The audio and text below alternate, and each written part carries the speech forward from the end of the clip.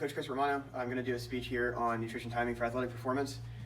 Just a couple housekeeping things at first. I'm not a registered dietitian. I'm a certified sports nutritionist through Precision Nutrition and the International Sports Science Association. This is not geared for any individual athlete. This is a speech about general nutrition timing for athletic performance. We've got three macronutrients. We've got protein, carbs, and fats. All right. For this purposes, the protein and the carbs are going to be the most important, and then the fat's going to just kind of fall in. All right. So first thing we're going to do is we're going to use an athlete that has a midday practice. All right. So practice will be around lunchtime, and it could be a practice, it could be a weight training session, any kind of athletic event that they have to participate in. All right. So we're going to put right here. This will be training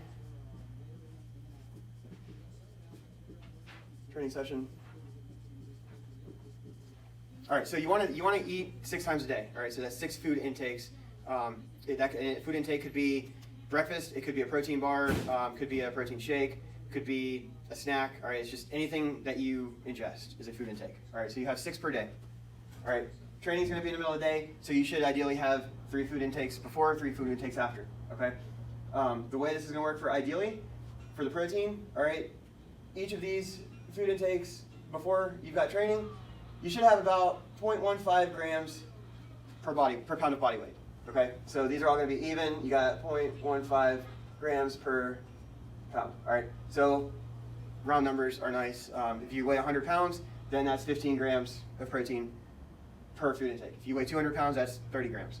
All right, so you have 90 grams of protein if you're a 200-pound athlete before your practice or training session. All right, now this is going to change immediately after your training session because your body's going to need to rebuild the muscles, right? When you work out, you exercise, you play football, basketball, whatever, you're tearing muscle fibers as you're doing your athletic event.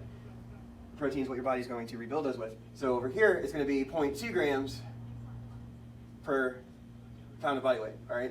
That's immediately following your training session, all right? Then it's going to go back down to 0.15, all right? And now sleep is going to be over here. All right, when your body is sleeping, that's when your body's able to recover and regenerate itself best. So at this point, you're going to also up it to 0.2 grams per pound of body weight. All right, so protein increases immediately after practice or training and immediately before bed. All right, now this doesn't have to be you eat, then you go straight to sleep. Okay, this could be you eat dinner while you're doing your homework or whatever, and then you go to bed afterwards. All right, now carbs are energy. So, all right, next thing down is carbs. All right, carbs are what you're going to use for energy to transport the protein molecules to the muscles that are going to need it. All right, so you got different kinds of carbs though. You got high glycemic carbs and low glycemic carbs. So before we draw this chart out, I'm going to explain that a little bit here. Okay, so high glycemic is fast absorption carbs, fast energy. Low glycemic is going to be slower to release energy. Okay, so think about a sugar cube as being the highest glycemic carb you can have, where like whole bread, whole grain pasta is going to be the lowest. All right. So some foods that I know a lot of the kids will eat. All right. You got ice cream, milk, cheese. All right. That's going to be kind of in the middle. Depending on what kind of ice cream it is, it very well could be up higher. Okay. So actually, I'm going to erase that there. All right. Regular pasta, white bread. I know we eat a lot of Uncrustables around here after weight training. That's going to be high glycemic. All right. Down here, you've got the whole bread, you've got whole grain pasta, oatmeal, some rices, whole grain bagels, bran cereal. That's going to be on the low end. All right. Vegetables are low. Fruits, depending on the kind of fruit, it's in the middle, but it could go either way. All right. So keep this chart in mind when we come over here. If you have any questions on where a food fits on the glycemic index, it's really easy to Google it, or you could go ahead and reach out and ask me. All right. So when are we going to need the most energy? We're going to need that around your training session. Okay. So that here, it's going to be high, it's going to be high right here, that meal, all right? Now, when you wake up in the morning, you're going to need energy, all right, but it's got to last you throughout the day. So we're going to have a lower one here, we're going to have a middle there, and it's going to kind of look like a mountaintop almost on this diagram, all right? So higher, higher, lower, lower, all right? Easy way to remember this is you want your high glycemic carbs, so your fast energy, to be right before the training sessions when your carb intake is at the highest. You want your low glycemic to be right before you go to bed and in the morning, because that's when you want the energy to last longer. You don't need to use it right away. All right, think about this. When we have a practice or we have a heavy weight room session, your body's drained. It's depleted of energy. It still needs to transport the protein molecules that you ingest here to the muscles that need it. But if it doesn't have the energy to do that, you're going to end up basically just peeing that protein out, not utilizing as much of it, not absorbing as much of it. All right. So it's very important that you have your high glycemic and your highest carb intake of the day right before and right after that training session. All right. So we give peanut butter and jelly sandwiches and Uncrustables out after the weight training a lot for football. Well, that's going to fit up here on the high glycemic index, and it's going to be high carb, high protein. So you're getting this part out of that. Okay. Now, for ideal athletic performance, you're also going to want to have a high carb with the proteins before your training session. So for those of you guys that say have lunch and then you come into the weight room, this is something to factor in. Okay. For those that don't have lunch before training, I know all the sports don't have that luxury. A protein bar, most protein bars, like if you go with like Quest Nutrition or something like that, they're going to have this in there. All right. So that would be good enough to have before. Now, I said that fats just kind of fall in, all right, which is true. The fat chart is going to roughly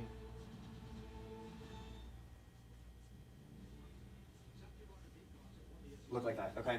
So your body can use fat for energy. It's not the ideal way to do it, all right, but it can. So your fat intake, it's a slower absorption energy as opposed to the high glycemic carb. So your fats intake are going to be higher when you first wake up and right before you go to bed. You want to have very, very little fat before you train and very, very little fat before or right after you work out. Now, a little bit about that, all right, we're going to get into this in another lecture, but as far as calories go, because I know that's something that people are going to ask, all right, you've got 4 calories per gram of protein, you got 4 calories per gram of carb, and you've got 9 calories per gram of fats, all right? So a little bit more dense here, all right, calorie dense. I know we tell you guys that, you know, for those of you that we want to be building muscle and be putting on size, gaining weight, you need to eat more calories in a day than you burn. So you want to go with a dense food for your meal choices on that. All right. That being said, right before and right after practice or weight room, you want to have that fat low. All right. So again, increase that at the ends when your carb is low. If you notice, everything here is an inverse relationship between fat and carb. All right. We're not gonna recommend. I can't think of an example that I'd recommend a high fat and high carb in the same meal for athletic performance. All right, so situation that we run into more realistically during the school year here is 2-a-day sessions. All right, so some of our athletes have weight training before they have lunch. All right, so you're looking at maybe first, second, third, possibly fourth period weight training for several of you. All right, you're only gonna have one food intake before that because you're gonna eat at home. And then you're gonna come to school, you're not gonna have lunch yet, all right? So here's your breakfast, here's your training session, here's your lunch. All right, now, focusing on this training session and forgetting the rest of the day here, it's gonna basically mimic this outline right here, okay?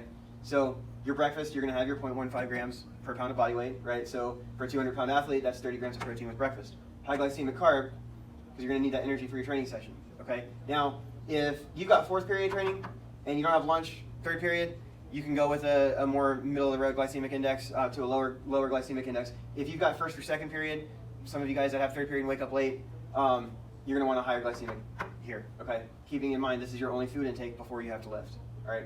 And then we're going to stay with that low fat before we train. All right, so now you come in, we have your weight training session.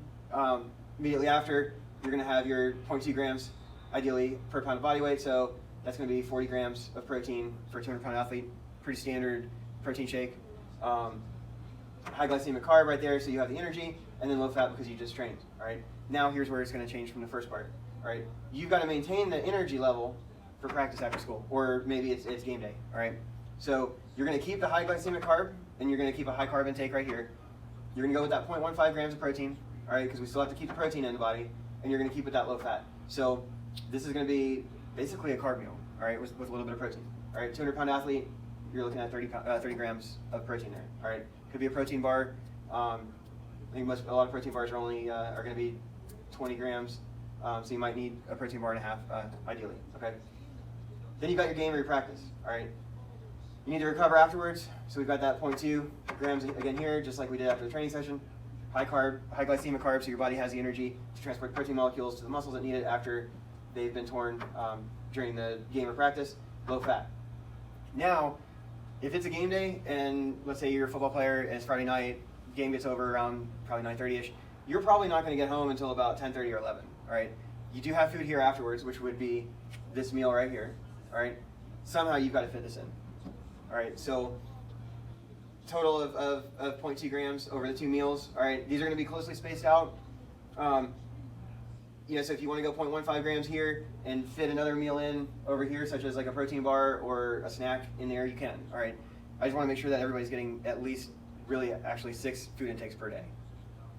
All right. If you guys have any questions about this, just reach out. I can help you out. All right. All right. Last scenario we're going to cover. All right. And this one's more ideal than this one, but there's a little bit more moving parts to it. All right. So you've got lunch before you've got weight training or PE. All right. You got to practice. Let's go over a practice scenario first. All right. So you wake up. You're going to have your 0.15 grams of protein per pound, or grams per pound. Low glycemic carb, and you can have some fat here, all right, because you're gonna have another food intake before you have to train.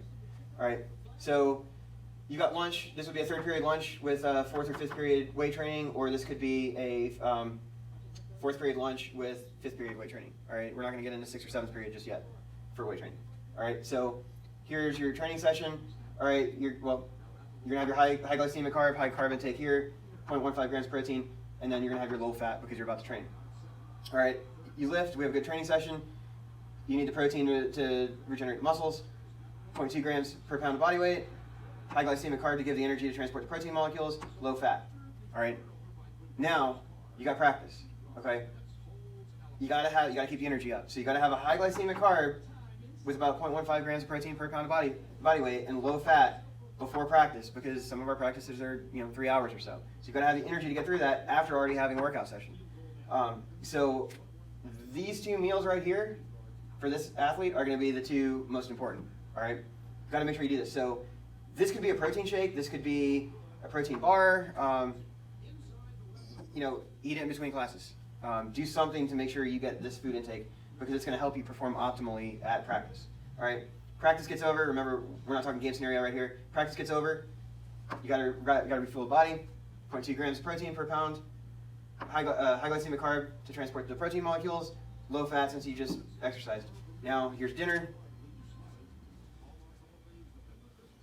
You're going to bed after this, so you're gonna again 0.2 grams per pound, low glycemic carb, and here's where you can up the food intake. All right. Now a game scenario, this one's going to change a little bit.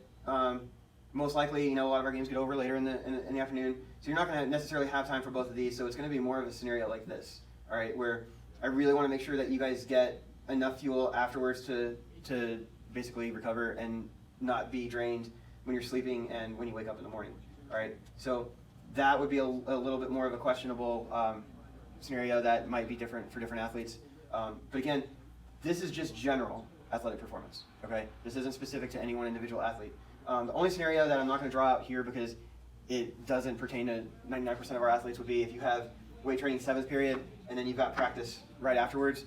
I know with a couple of you guys that were baseball players and had that general PE class or general weight training class 7th period last year. I talked about it individually with you guys. In that scenario, if somebody is in that scenario, reach out to me. But basically, you're gonna want to have this right here and then move this to a snack earlier in the day. So really, these 2 would be flipped. But it would be really important to have this as you're walking to practice after 7th period ends. All right, guys, any questions, please reach out to me. This is really important, all right? When we have close games and stuff, if we can just even add 1% of athletic performance, that could make a difference in a win or a loss, all right? Any questions, let me know. All right, again, this is athletic performance, not general nutrition.